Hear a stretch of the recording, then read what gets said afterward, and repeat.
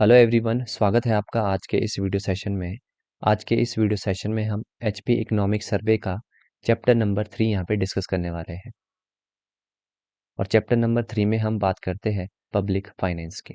ठीक है, और पब्लिक फाइनेंस में हम देखते हैं कि सरकार की जो कमाई है वो कितनी है और सरकार के जो खर्चे हैं यानी कि एक्सपेंडिचर कितना है, उसके बारे में हम इस चैप्टर में देखते हैं।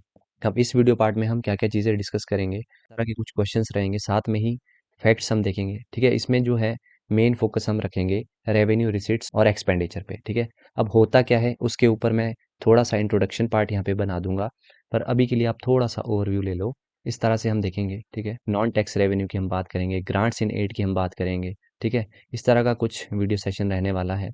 अब देखो, इस वीडियो को स्टार्ट करने से पहले कुछ एक इंट्रोडक्शन पार्ट आपको पता होना चाहिए। उसके लिए मैं आपको यहाँ पे इंट्रोडक्शन भी करवाऊंगा। ठीक है, पर उससे पहले आपको दो तीन पॉइंट्स यहाँ पे याद रखने हैं। जैसे आपको यहाँ पे याद रखना है, सबसे पहला पॉइंट मैं आपके साथ जो शेयर कर रहा हूँ वो है रेवेन्यू रिसिट्स।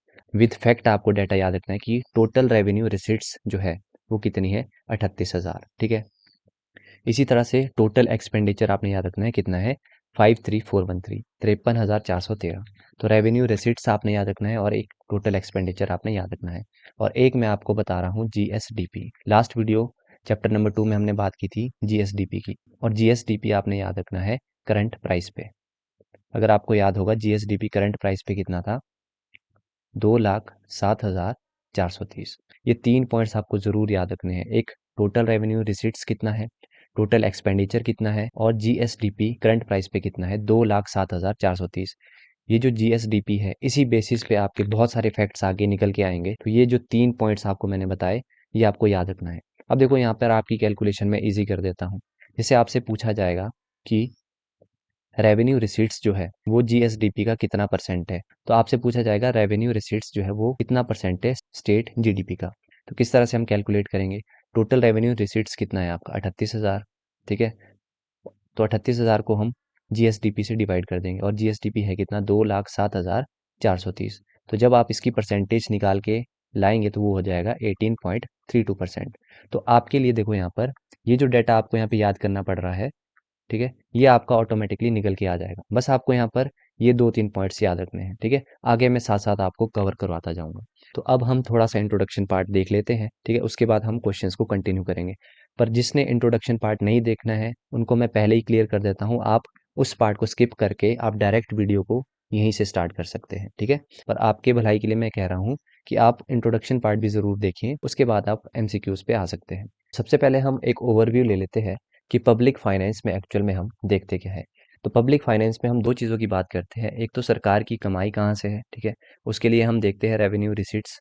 और दूसरा कि सरकार का जो खर्चा है उसके लिए हम बात करते हैं एक्सपेंडिचर की। ठीक है, तो सबसे पहले हम बात करते हैं रेवेन्यू रिसीट्स की। तो रेवेन्यू रिसीट्स का मतलब है कि सरकार की जो कमाई है वो कहाँ से है। ठीक है, तो इसमें हम दो तरह से पढ़ते हैं, एक तो टैक्स रेवेन्यू और दूसरा है नॉन टैक्स रेवेन्यू।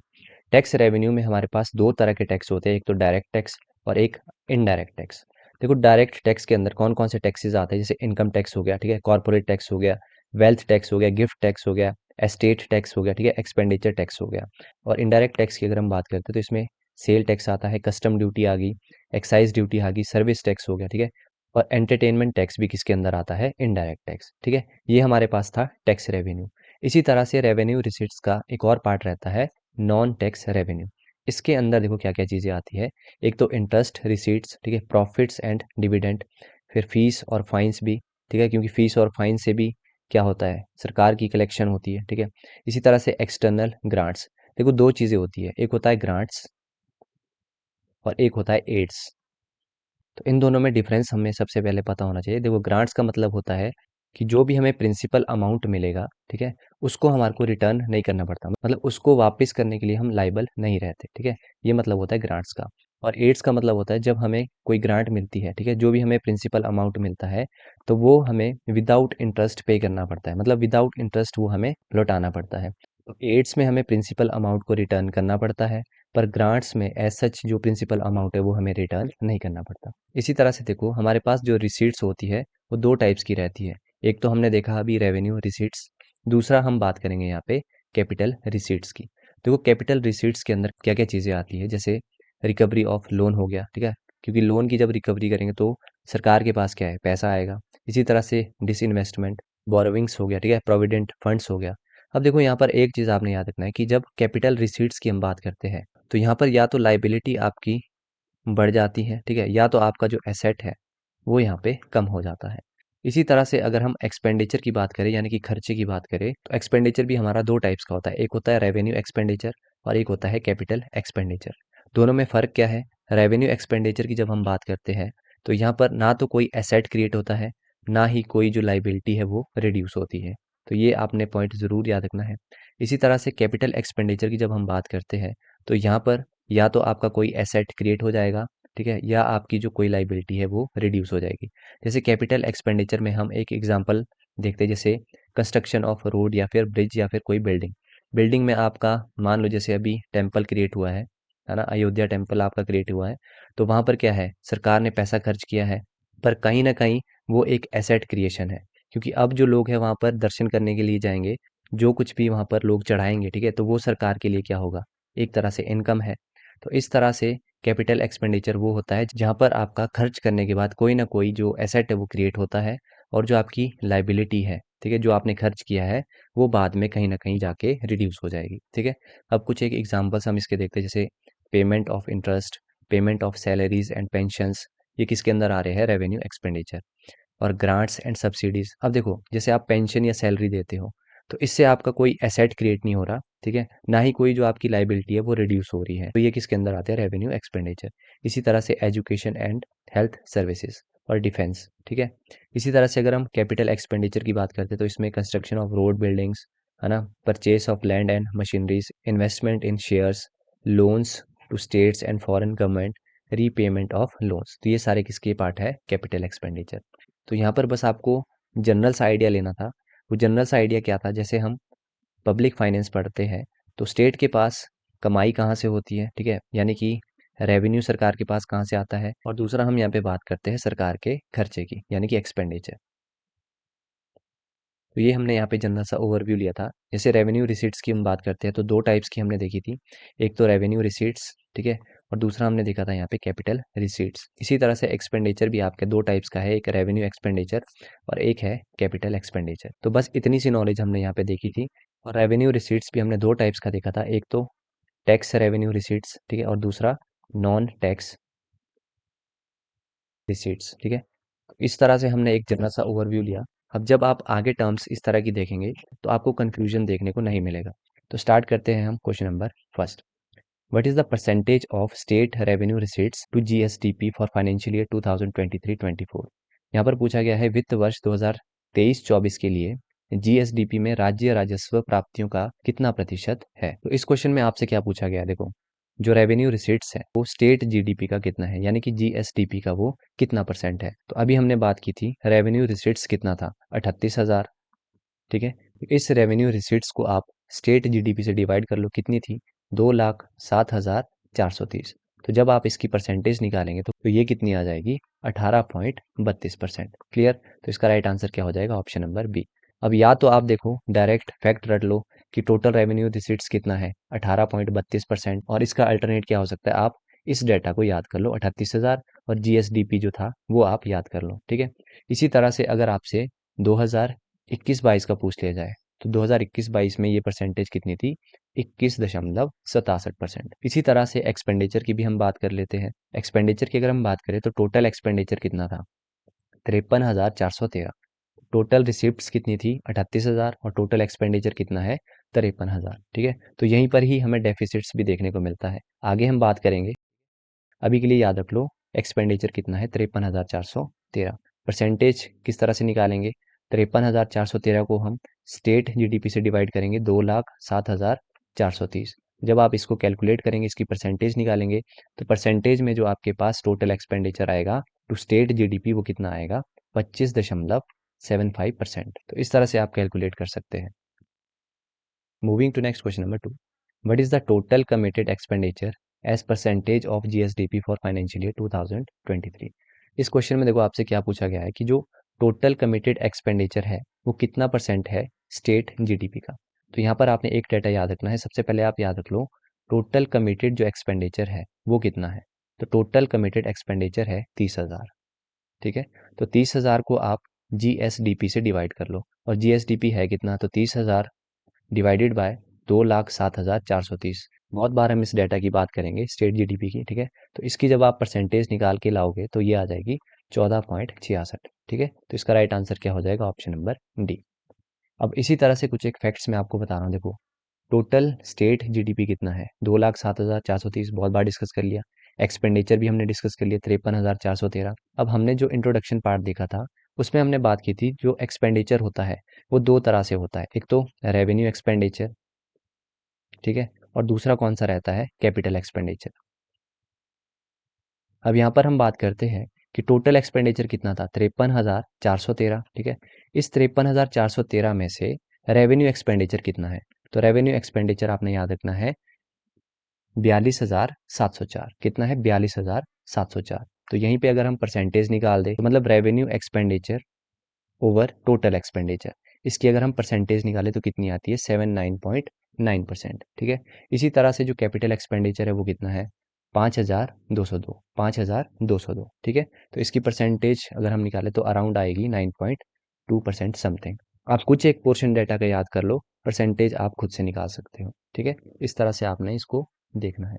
अगले क्वेश्चन की तरफ बढ़ते हैं, question number 3, what is the percentage of total receipts of the state from economic services such as electricity, gas and water supply in financial year 2023-24। आपसे पूछा गया है टोटल रिसीट्स, और किसकी पूछी गई है, इलेक्ट्रिसिटी, गैस, वाटर सप्लाई। तो कितनी परसेंटेज है, ये फैक्ट आपने डायरेक्ट याद रखना है। इसका right answer option number B. Next is most important question, what is the estimated gender budget expenditure for financial year 2023-24। वित्त वर्ष 2023-24 के लिए अनुमानित लिंग बजट क्या है। अब यहाँ पर बात हो रही है जेंडर बजटिंग की, कि जेंडर बजटिंग पे क्या एक्सपेंडिचर है 2023-24 का। तो जब भी हम जेंडर बजटिंग की बात करते हैं तो इसकी जो मेन स्टेक होल्डर रहती है वो रहती है वुमेन्स, ठीक है। तो वुमेन्स एम्पावरमेंट के लिए जो बजट एक्सपेंडिचर सेट किया जाता है, ठीक है, उसे हम क्या कहते हैं, जेंडर बजट। तो उसके लिए जो एस्टिमेट एक्सपेंडिचर है वो है 4,302 करोड़। तो 2023-24 के लिए जेंडर बजट कितना है, 4,302। तो इसका राइट आंसर होगा option number D. Most important question है, ठीक है, तो इसको आपने जरूर याद रख लेना है। नेक्स्ट क्वेश्चन की तरफ मूव करते हैं, question number 5, what was the change in debt as percentage of GSDP from financial year 2020-21 to financial year 2021-22। इस क्वेश्चन में आपसे पूछा गया है कि कितना डेट में आपको चेंज देखने को मिला है 2020-21 और 21-22 में। तो पहले हम डेटा पे आते हैं, ये आपको एग्जैक्ट याद रखना है। देखो अगर हम 21-22 के डेटा की बात करते हैं तो डेट परसेंटेज कितनी थी ओवर जीएसडीपी, वो थी 37.02%, ठीक है। इसी तरह से 20-21 की अगर बात करते हैं तो वो है 40.23%, ठीक है। ये दो डेटा सबसे पहले आप याद कर लो। इस क्वेश्चन में आपसे पूछा है कि कितना परसेंट चेंज आया है, तो इसमें आपने सिंपली क्या कर देना है, माइनस। तो जब आप माइनस करेंगे तो वो निकल के आएगा 2.21%। अब देखो पूछा क्या है कि 20-21 से 21-22 का, तो 20-21 से 21-22 का हमें नेगेटिव में यहाँ पे देखने को मिल रहा है, मतलब डिक्रीज्ड बाय 2.21%। तो इसका राइट आंसर होगा ऑप्शन नंबर सी। अगला है, what is the total estimated R and D expenditure for financial year 2023-24।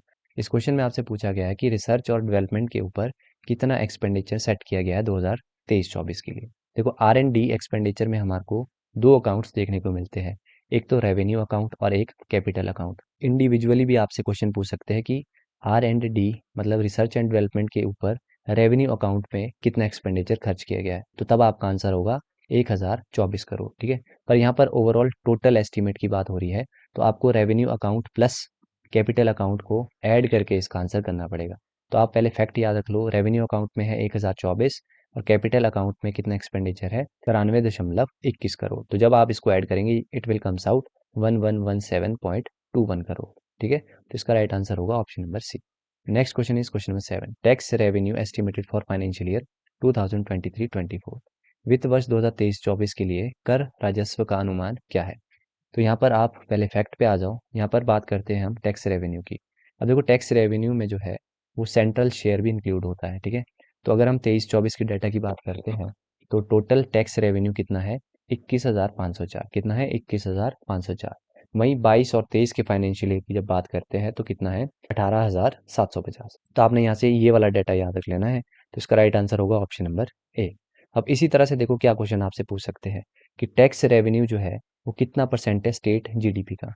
तो किस तरह से आप कैलकुलेट करेंगे, ये डाटा अगर आपको याद होगा, ठीक है, इसको आपने किससे डिवाइड कर लेना है, सिंपली जीएसडीपी। और वो कितना था, 2,07,430। बहुत बार हमने डिस्कस कर लिया, इसकी आप परसेंटेज निकाल लो कितनी आ जाएगी, 10.37%। Moving to next question number 8, what is the percentage increase in non tax revenue from financial year 2022-23 to financial year 23-24। वित्त वर्ष 2022-23 से वित्तीय वर्ष 2023-24 तक गैर कर राजस्व में कितने प्रतिशत की वृद्धि हुई है। देखो पिछले क्वेश्चन में आपसे पूछा गया था टैक्स रेवेन्यू का, और इस क्वेश्चन में आपसे क्या पूछा गया है, नॉन टैक्स रेवेन्यू। तो नॉन टैक्स रेवेन्यू 2023-24 के लिए कितना है, 3,447। ठीक है, कितना है, 3,447।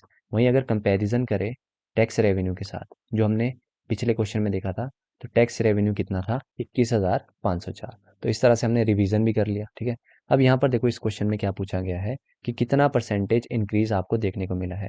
तो किस तरह से आप कैलकुलेट करेंगे, दो डाटा आपके पास होना चाहिए, एक तो 22-23 का जिसका पूछा गया है, ठीक है, तो 22-23 का डाटा होगा 3,223। अब निकालेंगे कैसे, तो आपने क्या करना है, सिंपली जो 23-24 का डाटा है इसको माइनस करना है 22-23 के डाटा से, इस तरह से। तो इट विल कम्स आउट 424।